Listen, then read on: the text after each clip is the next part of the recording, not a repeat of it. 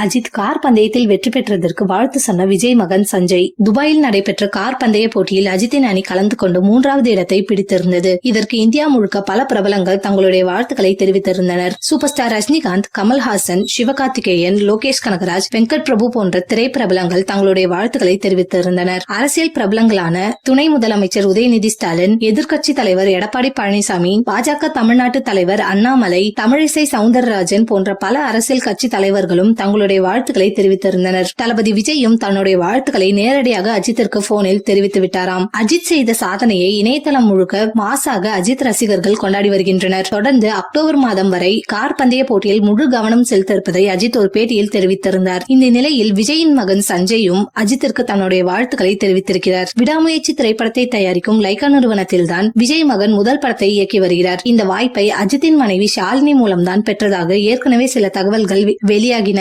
அஜித்தின் நண்பரும் மேனேஜருமான சுரேஷ் சந்திரா தான் விஜய் மகனின் படத்திற்கும் மேனேஜராக இருந்து வருகிறார். அவர் மூலமாக அஜித்திற்கு தன்னுடைய வாழ்த்துக்களை விஜய் மகன் தெரிவித்திருக்கிறார். ஏற்கனவே சஞ்சயும் முதல் படத்திற்கு அஜித் தன்னுடைய வாழ்த்துக்களையும் மேலும் சில அறிவுரைகளையும் கூறியிருக்கிறார்.